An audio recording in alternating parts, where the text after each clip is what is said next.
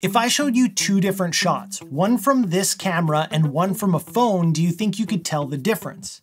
If you've ever thought about creating video content for social media, you may have wondered whether you should get a dedicated camera or just use your phone. Here enters the Sony ZV-1m2, a pocket-sized camera made specifically for content creators. And in this video, we're gonna put it head-to-head with an iPhone 14 Pro with some comparisons, examples, and ultimately decide which one makes the most sense for you. But first things first, let's see if you can actually tell the difference between the two. So secure the cup, check out this quick side-by-side video, and leave your guess in the comments below.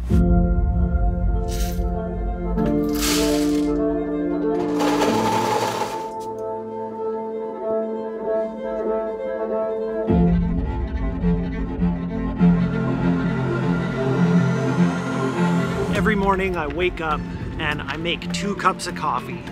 1 cup for me and 1 cup for me later. And that's an important part of my morning routine.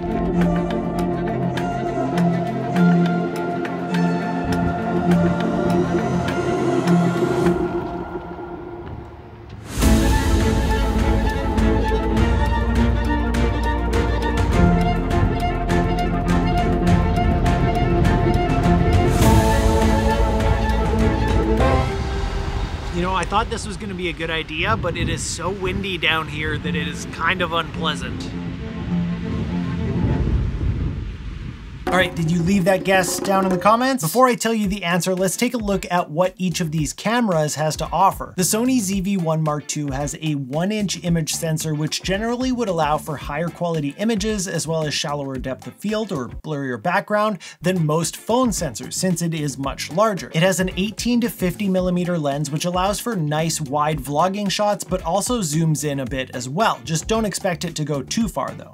Built right into the camera, we have functions like background defocus mode, which gives you a blurry background, object showcase mode for focusing on objects that you hold up to the camera, automatic skin softening, among other content creator specific features. There's also a built-in ND filter that can be turned on or off when you do or don't need it. It's got a 3-capsule microphone that can automatically switch from picking up what's in front of the camera, behind the camera, or from all around the camera based on what's happening in the shot. So here's what the front microphone sounds like on the ZV-1m2, and then if I swap the cameras around, you can see my messy desk, and we can see how the microphones do from behind. And the microphone comes with a wind cover that goes on the top as well. On the iPhone 14 Pro, instead of a zoom lens, we've got 3 different lenses, each with their own sensor that when used in combination kind of mimic having one zoom lens. We have the main 24mm lens, the wide angle 13mm lens, and a telephoto 77mm lens. We also have a selfie camera, of course, which has improved a bunch more recently, but it is still quite limited.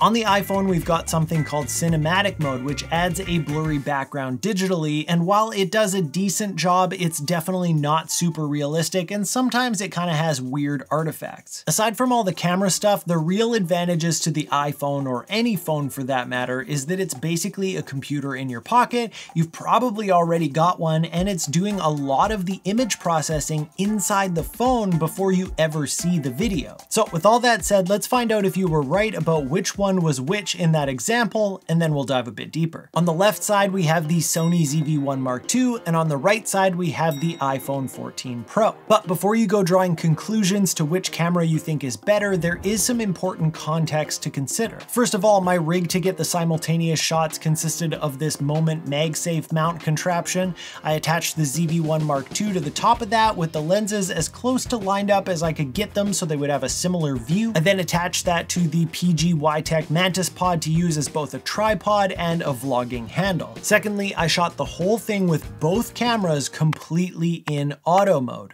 I did this because most beginners will likely be using them in this way and letting the camera choose most of the settings for them. This is going to be very important in a little bit when we talk about why you might want to choose the ZV-1. And thirdly, I used only the rear-facing cameras on the iPhone because as much as being able to see yourself is great while using the selfie camera, the quality is way better from those main cameras. However, it is quite handy to have the camera remote on the Apple Watch if you have one. So let's break down some of the comparisons of the two cameras before we talk about why you might want to choose one or the other, starting with image quality. The images coming out of both cameras were pretty good, but in my opinion, the ZV-1m2 had a more natural and pleasing quality than the iPhone.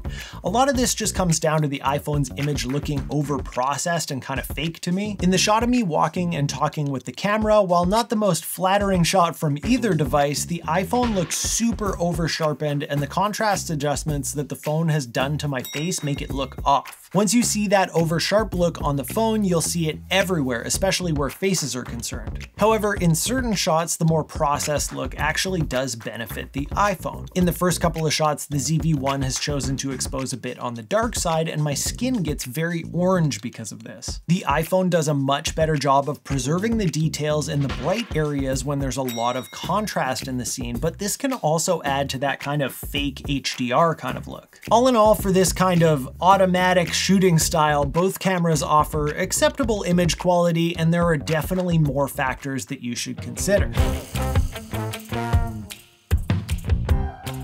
As far as stabilization, this one definitely goes to the iPhone in my opinion. The ZV-1m2 has a mode called active stabilization, but it has no stabilization on either the lens or the sensor.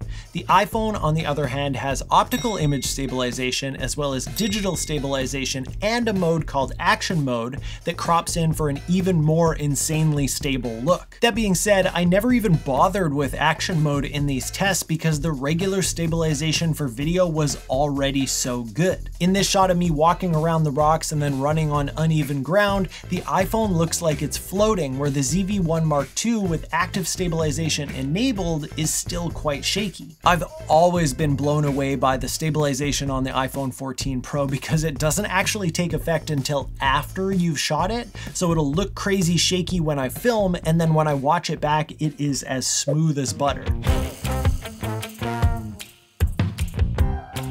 For audio quality, I kind of lean towards the ZV-1m2 in this category, but maybe not for the reasons that you might expect. In fact, in the right situations, I actually think I prefer the sound of the iPhone microphone. But the ZV-1m2 has that 3-capsule microphone system that allows you to pick up from the front of the camera, behind the camera, or all around the camera, and you can just set it to auto mode so it will choose for you based on what it sees in the frame. The iPhone unfortunately sounds much better when you're in front of the camera rather than behind it, so if you wanted to film something else and narrate it, it sounds a bit off. So here's what the front microphone sounds like on the ZV-1m2 and the microphone on the front of the iPhone as well. This is the rear microphone on the ZV-1m2, as well as whatever microphone the iPhone decided to use. And the real clincher for me during my testing was the fact that the ZV-1m2 comes with that wind cover. In the example at the start, all the audio was from the ZV-1m2 because the iPhone could not handle the wind noise out there.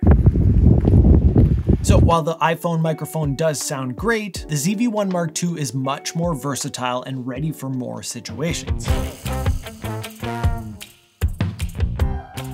In low light performance, the winner should be the ZV-1m2 because the larger sensor should mean superior light gathering capabilities, but that's not necessarily the case in my experience. In the test shots I did, it was quite dark in the room and just a little bit of light spilling onto my figures here. To my eye, the iPhone actually came out cleaner because of the noise reduction that it's processing on the image. And it doesn't look muddy or smeared like sometimes can happen with noise reduction. And you could add noise reduction to the ZV-1m2 in post-production if you want, but that kind of goes against what I said earlier, where the whole point of this kind of point and shoot is to point and shoot and not have to do too much about it afterwards.